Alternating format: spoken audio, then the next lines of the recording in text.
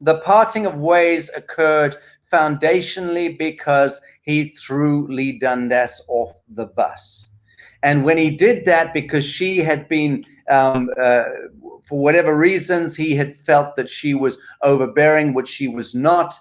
She was just not taking his shit, and not allowing him to cajole and bully her.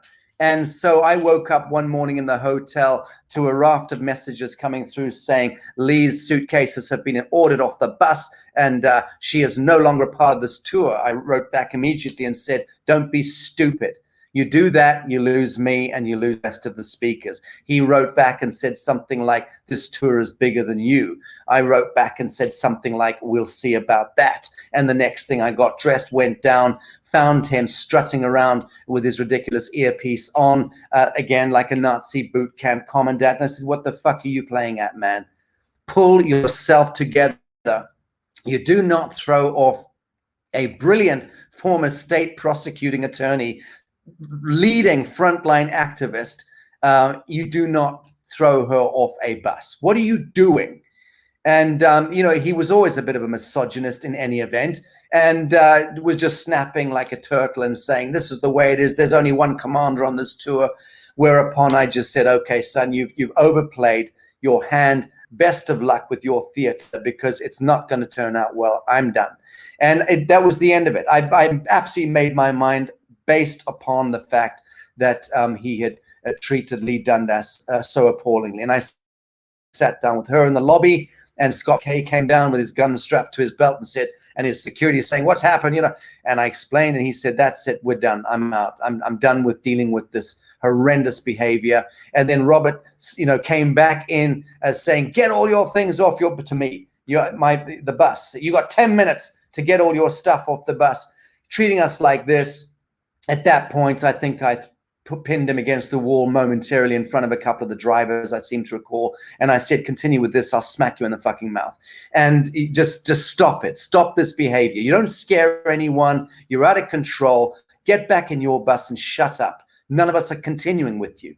And then we continued to take our suitcases off and clear out the buses. He still moved on with thousands of dollars worth of my gear on the buses, just so you know, which we had to write off because we never saw it again, even though we tried to get the gear off. Anyway, it doesn't matter. And then he came back in, God love him, back into the lobby and went up and said to me, give me my a telephone that US phone I had been given at the front end of the tour, actually by one of my fans who'd bought it for me, because I was using my Indonesian phone, and I've also got a UK phone, but I didn't have a US phone, so I was having problems navigating.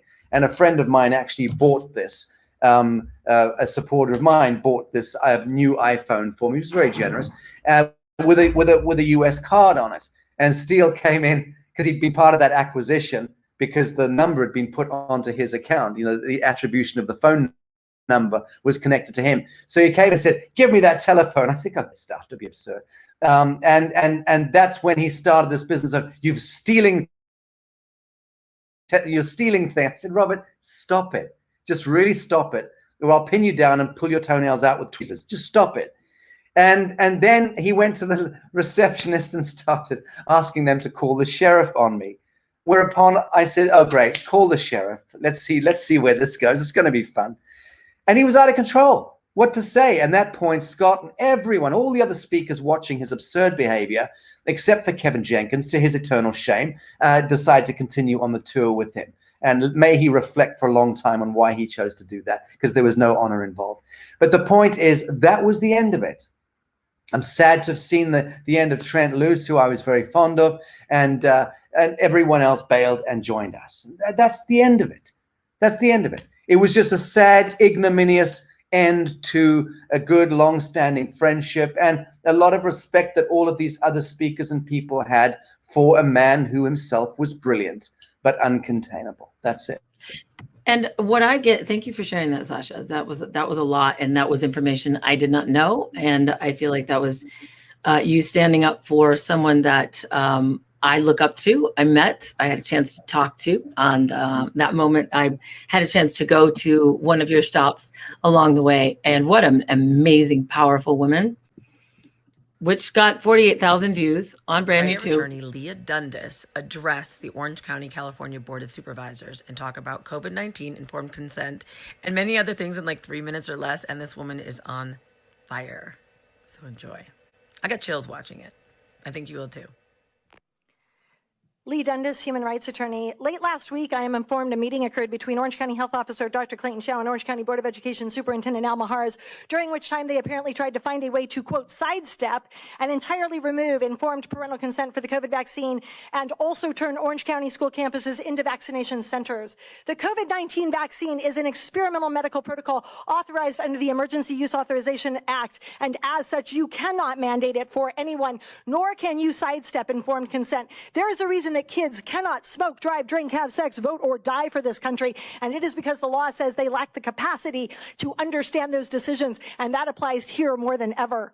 Hear me loud and hear me well. We will not be morphing our school campuses into COVID vaccine centers for delivery of an experimental medical protocol that killed every damned ferret in the last animal study they did until such time they had to abandon that study, and then they didn't even do the study this time around because we are the study. The last time humans launched a plan like this to conduct experimental medical protocols on vulnerable populations was in Joseph Mengele's direction. He was an MD known as the Angel of Death. Okay, and he was part of the SS, and in 1943, he was assigned to Auschwitz, where he saw an opportunity to conduct gene research, quote, focused primarily on children with no regard for the health or safety of the victims. This is off the internet. You can Google it. You know what else is gene research? Experimental COVID vaccines with the trans gene inside of it. If you don't believe me, go pull the EUA application for the J&J shot. I come from a long line of Eastern Europeans, Hungarians, and Romanian groups that fled the persecution of the Red Terror communist death squads in the early 1900s, and those of us who didn't make it to America ended up facing the Nazi death squads in the lesser-known Holocaust that was the Romani Holocaust. There is a reason my daughter is named Katya. Her Romani great-grandmother was Katerina Choma, and I, for one, have not forgotten the lessons of our history. The Third Reich did not end with experiments on children, nor when those children died. The Third Reich ended in 1946, when we put the doctors who committed these human experiments on trial in Nuremberg, and then we put them to death. It ended with the adoption of the Nuremberg Code, so we would never repeat the sins of history. And it states, and I quote, the voluntary consent of this human subject is absolutely essential. Dr. Chow and Dr. Maharsh, you are hereby on notice. Last week, you appear to have knowingly hatched a plan to sidestep and or violate international, federal, and state law, not just the Nuremberg informed consent language, but also the black letter law of the EUA, as well as California state law, which punishes, and I quote, the willful failure to obtain a subject's informed consent by imprisonment in county jail for 1 year, or the imposition of a $50,000 fine, or both. Through the planned insertion of experimental gene-altering protocols onto the very children you were elected and charged with protecting. And tonight we are asking the Board of Education for an immediate letter of censure to these individuals. And if they don't resign, for an immediate notice of termination. And that letter also needs to go to the professional boards because they have no business being in these positions. So help me God, the people of Orange County will hold this policy to account. Your time is up. I'm aware. I'm so proud of you for standing up for her. And I'm so grateful that the moment I saw the tour was broken into two different sectors, you were both in my mind. And I don't know too much about Scott McKay. Scott has not spoken to Robert David Steele since that day in Dallas. I can't remember when that was. I guess it was June, early June or something. But no, interesting. Okay, well, so because I was trying to figure out, because you look at when it was posted, and going back and forth with it was more like Robert David Steele was interviewing Scott McKay. But the point is, I spent 2 months bodily protecting Robert David Steele from Scott McKay and the Patriot Street Fighters tomahawk.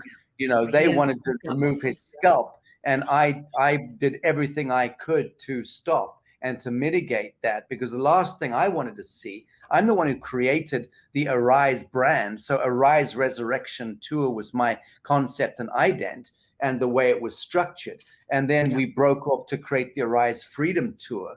And I wasn't going to let Robert take forward, all the IP, but I didn't want to see these two tours end up becoming a kind of shit show, fighting one another. Robert went in the public domain and made some stupid and highly deceptive comments about me and others, at one point calling us Satanists, and it just got really silly, but we never responded or retorted, and certainly I never did. And I still to this day agree that that is the right way to deal with this kind of nonsense. You just don't engage it. You don't give it more fuel than it's already stolen, I think you and I both learned that throughout our stints in the celebrity world. 4-time Emmy nominated, walking the carpets, realizing it's all a bunch of shit. And I had that moment and that awareness. And the only reason I enjoyed it was because it was for animals, and my wildlife show was for animals. And you with music, I think what happened to Robert David Steele is that he never got that kind of accolade. I do stand-up comedy. I've been doing stages all over the country. You learn how to, and same with you, the rejection factor and being on stage. And in one of the wise things you said in my last interview with you, in which I edited it and then looked up your music, which was so powerful, that the song that is out there was, what is it, Right Before Midnight? Almost Midnight, I think you're referring to. Almost Midnight, and the fact that it feels very much like Almost Midnight, and you got to make the right choice. And right now it feels like Almost Midnight could be a metaphor for the end of times or whatever. Sure. But thank you for recognizing that. I mean, if you were tragic enough to go back and see my catalog of music and videos, not tragic, it was really good. And come on, I'm being facetious. Yeah, but the point is, if you go back and check out what I was singing about and writing about as a songwriter, as a poet, it was all prescient. It was all speaking to this great convolution. Of course, at that time, as a young man, I was going through my own psychosexual turmoils, and the beloved was something that I was foisting onto women folk and what have you. But that became, in life, the beloved becomes reason. The great beloved becomes one's relationship with the Godhead, with one's own relationship with the universal mind, with reason, and the beloved becomes ultimately oneself, that one has to reconvene that relationship with. I love this part. A misunderstanding. Help me, Lord. It's almost midnight. God said, get ready for sunrise. Don't call on me for help. The best part gives me chills. We won't get along if you don't get along with yourself. We won't get along if you don't get along with yourself. It's time to do the right thing. And it was almost midnight for you, and you did the right thing. And just randomly, I looked this shit up, and I'm amazed that I saw that. But what I'm saying about Robert David Steele is, I think when you get that, you're on stage and people, you get the accolade and you get the fan base, and all of a sudden you, like you said, you feel more important than you might be. And if you're attached to the good, and then the bad will just be just as painful. And the rumors and all of the stuff that came out about him. And like you said, at the end, he ends up driving a bus himself, going from town to town, and maybe not getting enough people. And he's not as important as he thought. I don't want to speak to any of that. But again, just focus on the true legacy. And the true legacy of any of us is the point at which we were most open to love and be loved. And he was at times a very lovable man, and a very kind and generous man. And there you go, just there, that the look there in his face. I don't know when that was taken. May 7th, Well, this is 2021. actually right. Yeah, it's right before you. Sprung out of a basement, a spy in a basement's neural synapses fired up one day, and the following morning, this idea was born. I became complicit almost immediately, and what can I say? Matter of a few weeks, and it's kicking off. Robert's in the unholy position of being the chief oversight administrator and money bags on the tour. It's not a fun place to be. It's really, as a producer, it's scary as hell. I know. My bit I've already done, which is the creative direction, which I did for the last few weeks. I've done it. I'm only in America now as a tourist, traveling along to see what happens and catch that conversation, because this is, without any question of doubt, the greatest conversation in modern history is about to be conducted in Middle America. And the moment I heard you're just going to ride along and be a tourist, I'm like, oh, hell no. Oh, no fucking way. You're going to step into your power and end up having your own tour, because people need to hear your voice. And it was great that you were showing us that tour. But the moment the breakup happened and you stepped into that, it was beautiful.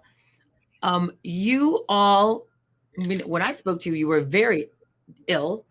And then there was a point where Scott McKay got very ill. And what happened with that? And there are people who are asking, and just address this question. Do you think it was a directed hit, or was it COVID? And you guys just don't admit that you actually all had COVID.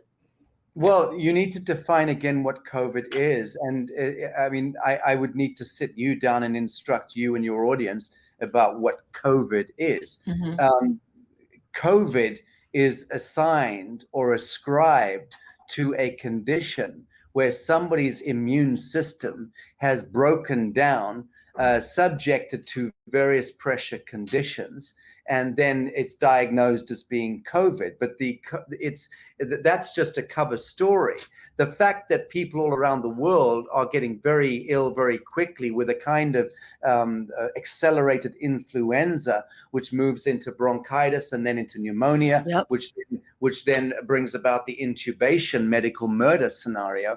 That's a different thing. It happens because the electromagnetic frequency intervention at the cellular level is reached a threshold and has nailed you. And so you and a group of people in a given room, or on a train, or on a plane, or at a barbecue, there's a triangulation of EMF frequencies that's all happening at the same time. Boom. And those people all get poisoned at the subtle body level by that electrochemical soup. And then they all start exhibiting influenza or cold flu-like symptoms. The next day, they're all phoning each other going, God, I was hit by something. How about, yeah, I was hit by something too. That's what's going on.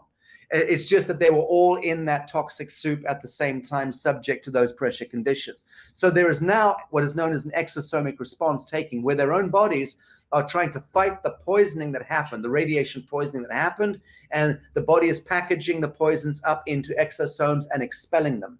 That is wrongly diagnosed as being a virus that is now going to spread and kill everyone, which is why we're told to wear masks and asphyxiate ourselves. Again, all this speaks to the stupidity, the rank stupidity of the healthcare system and of most doctors and of most nurses. God bless them, who know fuck all about healing, much less about real biological science. And they all need to sit down, shut up, and get educated. The problem is we've been mind-fucked into believing that anyone in a white suit, white coat with a stethoscope, okay, calling itself MD or DR or PhD, is somebody who knows what they're talking about. No, they don't. They know what Rockefeller is talking about. They know what Big Pharma is talking about. They know what GlaxoSmithKline and Pfizer are talking about, because those are the sons of bitches who are financing the doctoring and the nursing and the colleges and the universities and the bursaries and the manuals. So it's all part of a cacophony of wicked ignorance dressed up as being public health care. No, it is not. So the fact of the matter is, yes, we were all variously nailed. To answer your question on tour, when you interviewed me the last time, I was sick, but not half as sick as I became later with my crew when we became very ill after the Penn State church gig, which is where Scott and his security detail believed we were targeted. I didn't believe it at first. I know we got very, very ill, all of us. Scott went off on his way and his bus stopped somewhere. I went off with my crew and we ended up stopping in Pittsburgh to die and then be resurrected. And everything went horrible for a few days. And we were hit with something really, really nasty. And I'm very aware that it was an exosomic response taking place, a phenomenon. Was it a weaponized strain or pathogen or something that we'd been dustified with in the church? Maybe it was immaterial. I was still there. My autoimmune system, defended me. I didn't die, nor did anyone around me. Scott's father, unfortunately, did die as a direct result of whatever hit all of us, because retroactively, we could see it was the stage and the front 2 rows in the church. And something had happened to. And I don't want to conflate people's speculations about bioweapon targeting, because I don't know if we were.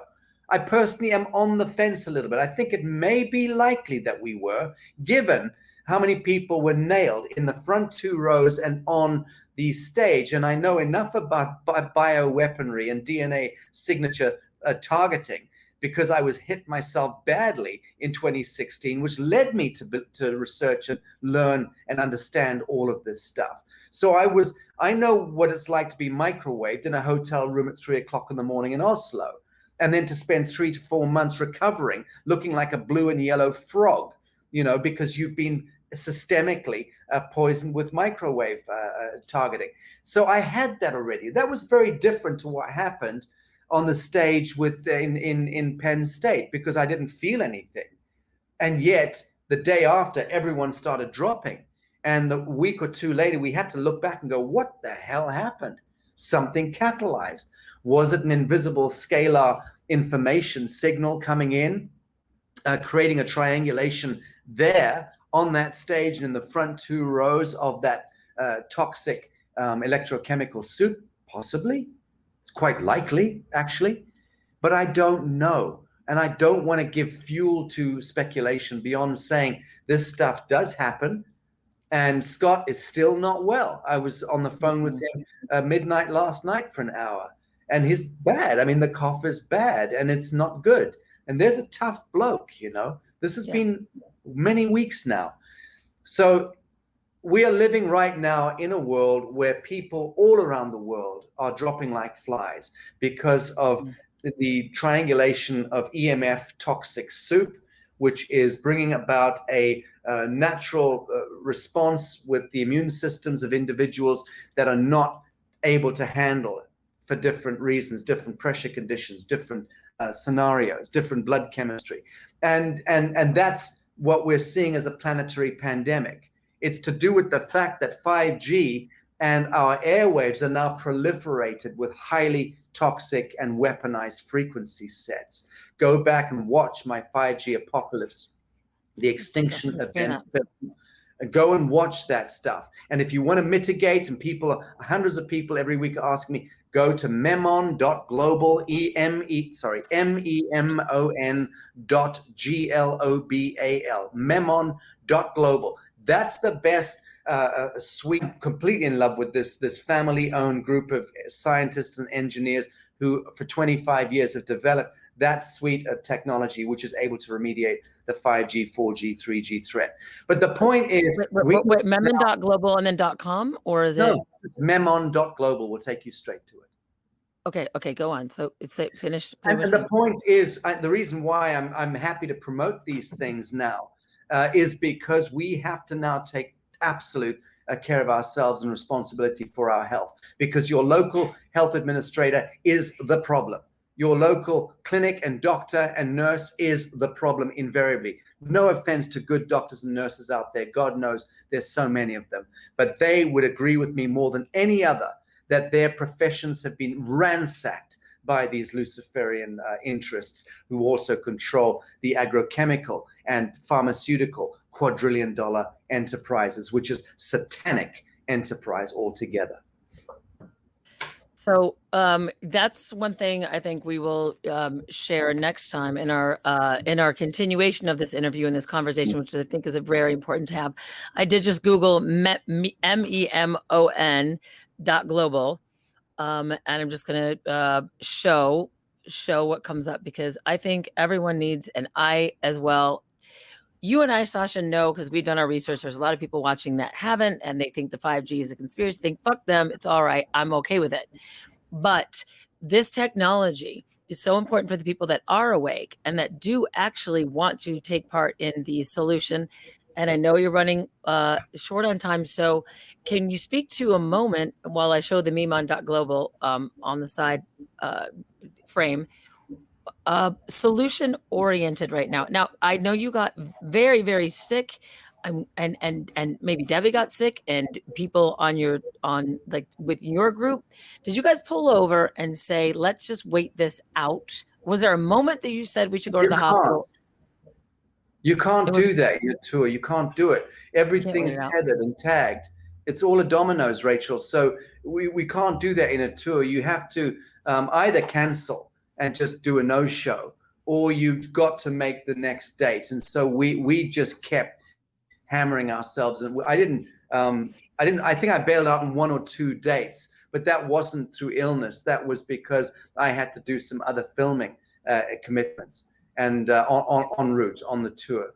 But you just do the stuff, and you put your front foot forward, and you hope that the inertia of your sick body will stumble you forward and you'll get through it. It wasn't fun, I can tell you that. You sound amazing. You sound so much better. Your voice sounds clear. And I've been watching on Facebook, I've been watching your journey, and thumbs up and sharing as much as I possibly can about your journey. You are one of the, in my life, and I've met people around the world. Talked to Jordan Maxwell, Max Egan. I would love to have you and Max Egan and do a Zoom with you and him.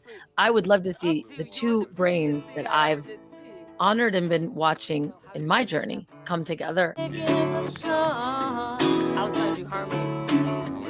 I'm a joker. I'm a smoker. You're the smoker. Midnight toker. Come together if you're open at some point to a conversation. Max is a friend of mine. He's been to my home and in Bali. He's been to my home in London, and I've hooked up with him in different places. We met up one time in Amsterdam or Holland, I think it was. I love Max to death. Absolutely adore the man, and miss him. I haven't seen him for a couple of years. Be very happy to connect with him. Yeah, I would love that. He's doing so much for Australia right now. He's literally on the front lines. He's speaking to thousands of people because I loved what he did online, but the fact that he is now in New South Wales speaking and changing people in person. Anastasia, pile of shit. You're in an abusive office. Get out of the building. The only difference between love and rape is consent. And we as Australians will not consent to this medical rape. Anastasia, pile of shit. You're in an abusive office. Get out of the building. Gladys Berra Jerkoff, get out of the building. Little Nanny Hunchback, get out of the buildings. We want to lead you up the gallows, mate, because that's what you deserve. Along with every police commissioner who supported this, every health officer who has supported this, every mainstream media personality who has lied to the people, we will have trials for you, and we will hold you all to account, and we will build the gallows ourselves if we have to. That's what it's watching him up there. He hung out with me in LA, stayed for about 4 days. I realized what a great musician he is. He's a very eclectic human being, as you are. Tell us just for a second, you have some kind of I don't know if it's a seminar or it's a retreat. Talk to that for a second before you go. Sure. No, I've decided to formalize my sex cult and begin. Thank God. Yeah. Well, I've been accused of it for so long. I figured I should start to enjoy something. Absolutely, you might as well enjoy it. I will help. I'll be your Maxine. What's her name? It's 2 retreats sold out, thankfully.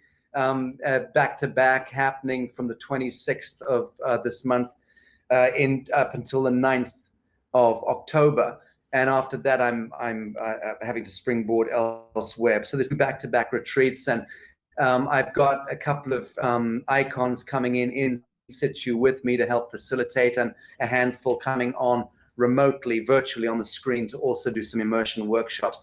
But Santos Bonacci will be with me in person here, and so will Margot Hernandez coming virtually. Shenaz Soni, our amazing NASA rocket scientist and metaphysician, is coming in physically to help facilitate.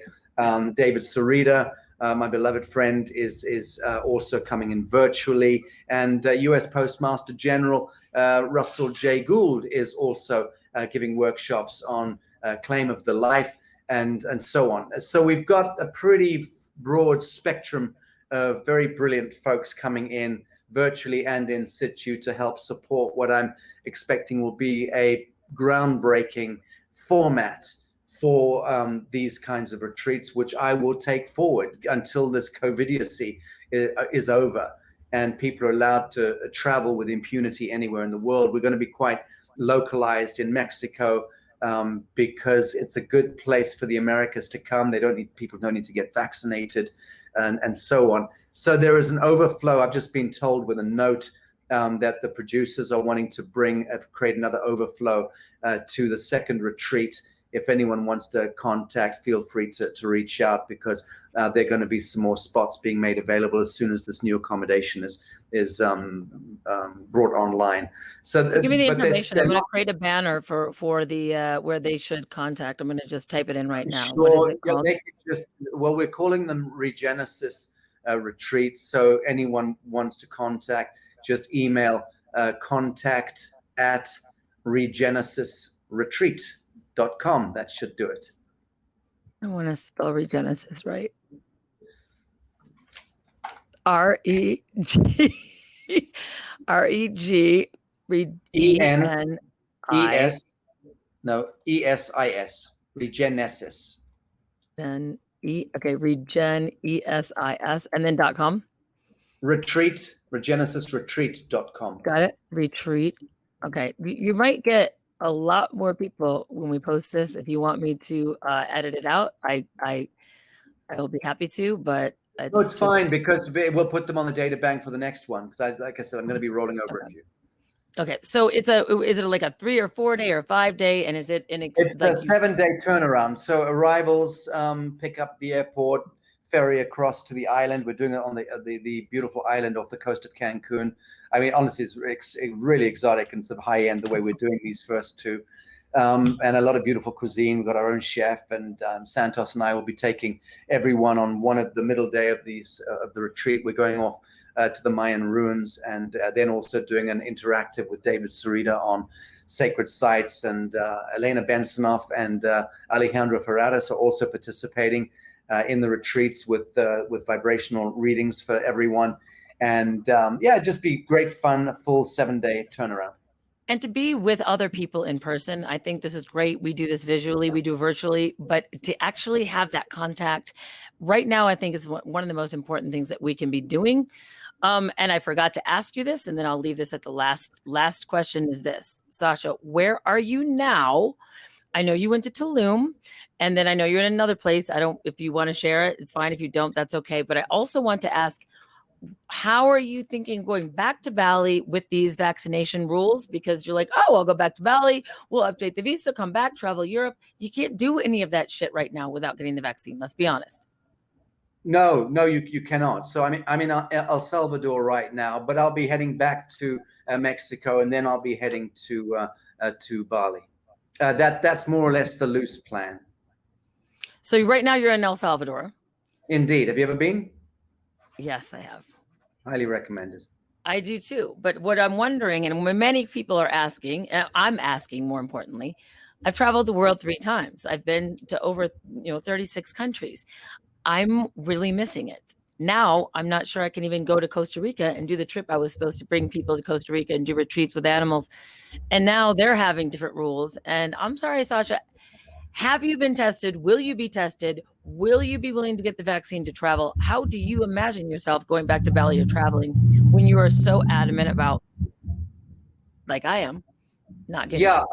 I've taken my 2 vaccinations and 3 boosters and an anal probe, and here I am. I'm just filled. You have not.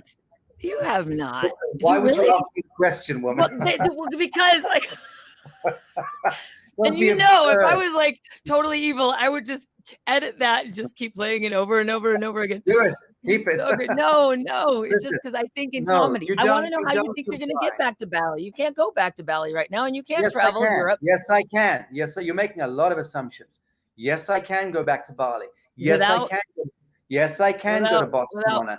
Yes, I can go anywhere in the world I want to go. And just set your mind to it and do it. These motherfuckers are all breaching and abrogating and derogating international law, every convention ever mandated to them. So just be forceful and work your way through it. If you need to get a lawyer to write to the airline that's going to prevent you from getting on because you're not vaccinated, get your lawyer to write to them and make them sign a waiver on that particular piece of treason. Because if not, you're going to prosecute them, and make sure that you name the president or the CEO of the airline and say that you're going for his or her bond directly. Just start to take on the fiction and name and shame and identify who that imbecile in a costume is in front of you waving manacles or a taser in your face. Get their name, get their badge number, follow it through, have a bit of stamina, conduct right action. And if it costs you, $59.99 to go and file in the local courtroom to prosecute these sons of bitches, do it. It's a damn sight better than facing the Nazis, the Gestapo, when they're stabbing you in the eyeball with a lethal injection, which is absolutely where they're going to take it if we continue to acquiesce and try to navigate their madness. Walk through the front door every time. Kick the door in. Be bold, be bold, be bold. When you go back to Bali or Europe, are you just going to just see what happens and contact your lawyers, or how will that? I'll deal with it at the time. I'll deal with it at the time. Ask me at the time. Ask me when I'm going. Ask me before I get on a plane and when I get off a plane. I might even put my iPhone on and film the whole experience. We thought, Debbie and I were told that coming to America, we were going to be subjected to this, that, and the other. We didn't wear a bloody mask. We flew business class, but we didn't wear a mask, and we refused to wear a mask, and we didn't have it. Now, coming into America, yes, you have to wear a mask, or at least a token mask on your chin to the imbeciles running American Airlines, and they are satanic, infused with Luciferian logic, every single last one of them, ghastly creatures who work for the American Airlines. And all of the petty tyrants who enforce those criminal statutes and ordinances, may they, I'm not gonna wish any ill on them, but they are damned. Anyone participating in this theater of the devil is damned by definition. And the fact of the matter is that you shouldn't fly on an airline if you are being required to move against your conscience. And if enough people did that kind of right action, that airline would go bust. You shouldn't go into the shop if they're insisting that you muzzle yourself until that shop goes bust. Trust me, they would all turn around these ordinances and regulations the minute it really hit them in the pocket. But this whole satanic theater is relying on acquiescence and obedience of muzzled human beings. Okay, last words from you, Sacha, and that is, I know I keep saying this, but last words is your words of hope, words of what we can do. One of my best friends, who's been a very, very, very loyal subscriber, works for the health system, says he's going to get vaccinated next week. He has no choice. I've sent him every legal document possible. It's broken my heart because he does feel like this will separate us, as he can't be on my live streams anymore. No, I don't want that division, because that's part of it too, isn't it? Part of it is dividing the vaccinated and unvaccinated. But like you said, Robert, it's a moot conversation. Your friend will be dead if he continues to play into the theater. You won't have this issue in a year from now or 18 months from now. So let's not get sentimental about this. Anyone who is offering themselves up will not be around to have that conversation with you for much longer. Okay, so that's good. So how do I deal with that in a loving way? I know you're very factual and not sentimental, but I don't want to say, well, you can't be on my live streams, or you can't be that. Like, what does a person do where all of a sudden they were a big advocate of never taking it, and they're like, well, now I guess I have to because I got to survive? I would never go I would never even enter that conversation. I'm just at a point, I've been for some time at a point where it's done, it's over. And I wish you well. I wish you well in your ignorance. I wish you well in your stupidity. I wish you well in your Luciferianism. I wish you well in your adherence to false light. I wish you well in your ritual satanic magic that you are choosing to participate in. But I don't respect any part of you, because the more you play into that theater, the more you are bringing that cloud of doom onto the true innocence of the world. So that's where we should be actually somewhat enraged by that attitude of that friend, and pin them up against the wall and give a bloody good slap, metaphorically speaking, to wake them up. And if they're not going to wake up, then they are part of the kingdom of the devil. As far as I'm concerned, it's really okay to bow. And again, to use my favorite expression, just invite them to get the fuck out of your hologram.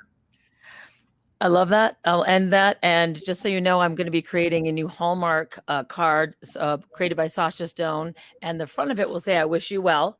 And then inside it will for all your friends that have gotten the vaccine, will say, for you stupidity, for you whatever. I wrote them down. They're absolutely brilliant. And I will literally say, I wish you well. And we can send them Sacha Stone's Hallmark cards. I wish you well. That's what it's going to be called. And by the way, I do wish you well. I'm so glad you were here. Of course, I could talk to you all day and night. And thank you for being here. We'll continue the conversation with Max Egan. You and I will continue to be in contact, and I support you, and I'm so grateful for you. You guys are awesome. Thank you, Rachel. Much love to you. Thank you. All right. Take the truth from what you're hearing. Use it. Filter out the rest. It's kind of like what we do when we eat. Like we eat a sandwich. Our body takes the good and then shits out the rest. So why can't we do that with most information, right? God bless Robert David Steele, by the way. Before I end, I want to say thank you to Robert David Steele. Know that the universal power within all of us is something that, as Sacha has said before, we need to step into right now. I really love one of the things Sacha says that I really, really love that stayed with me. Stop with that. All of you, stop it. And just because I think that we can all create, doesn't mean I'm calling myself God. Doesn't mean I'm in New Age, blah, blah, blah. Just guys, stop it. Just stop with that. All of you, stop it. Will you just stop? Just stop with that. All of you, stop it. Stop it. Sacha, if you watch this when you get back from your El Salvadorian trip, enjoy this. Janet Carlisle referred me. Oh, yes. Steele being buried alive in a box. Yes, that's me.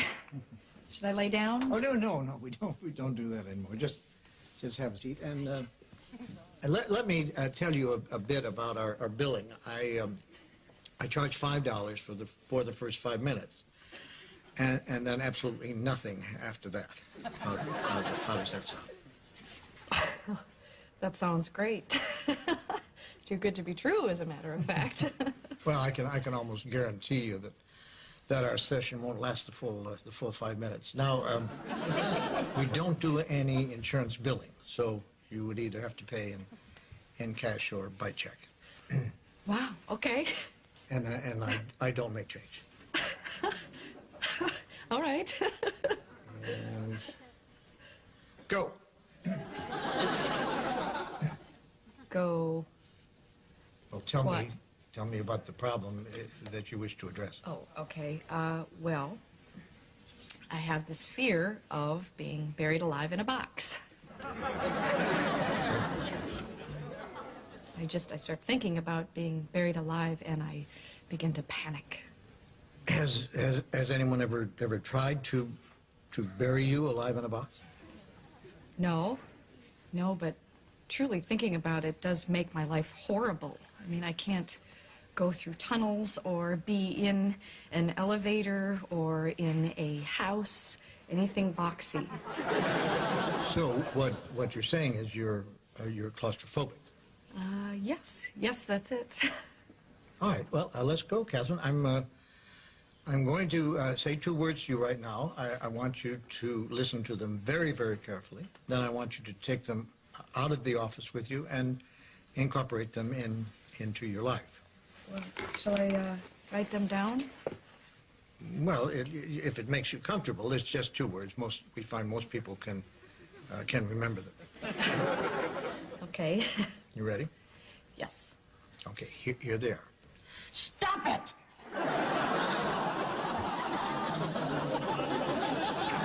I'm sorry? Stop it! Stop it? Yes, S-T-O-P, new word, I-T. So, what are you saying? You know, it's funny. I say 2 simple words, and I cannot tell you the amount of people who say exactly the same thing you're saying. I mean, this is not Yiddish, Catherine. This is English. Stop it. So, I should just stop it. There you go. I mean, you don't want to go through life being scared of being buried alive in a box, do you? I mean, that sounds frightening. It is. Then stop it. I can't. I mean, it's been with me since childhood. No, we don't go there. Just stop it. So I should just stop being afraid of being buried alive in a box. You got it. Good girl. Well, it's only been 3 minutes, so that will be $3. Actually, I only have a 5, so Well, I don't make change. then I guess I'll take the full 5 minutes. Fine. All right. Well, what other problems would you like to address? I'm bulimic. I stick my fingers down my throat. Stop it! What are you, nut of some kind? Don't do that. But I'm compelled to. My mom used to call me fatty. No, we don't go there. But I've been having this dream. No, we don't go there either. But my horoscope did say... We definitely don't go there. Just stop it. What else? Well, I have self-destructive relationships with men. Stop it! You want to be with a man, don't you? Yes. Well, then stop it. Don't be such a big baby. I wash my hands a lot. That's all right. It is? I wash my hands all the time. And there's a lot of germs out there. Yeah, don't worry about that one. I'm afraid to drive. Well, stop it! How are you going to get around? Get in the car and drive, you kook. Stop it! You stop it! You stop it! What's the problem, Catherine? I don't like this. I don't like this therapy at all. You're just telling me to stop it. And you don't like that? No, I don't. So you think we're moving too fast? Is that it? Yes. Yes, I do. All right, then let me give you 10 words that I think will clear everything up for you. You want to get a pad and a pencil for this one? All right. Are you ready? All right, here are the 10 words. Stop it or I'll bury you alive in a box!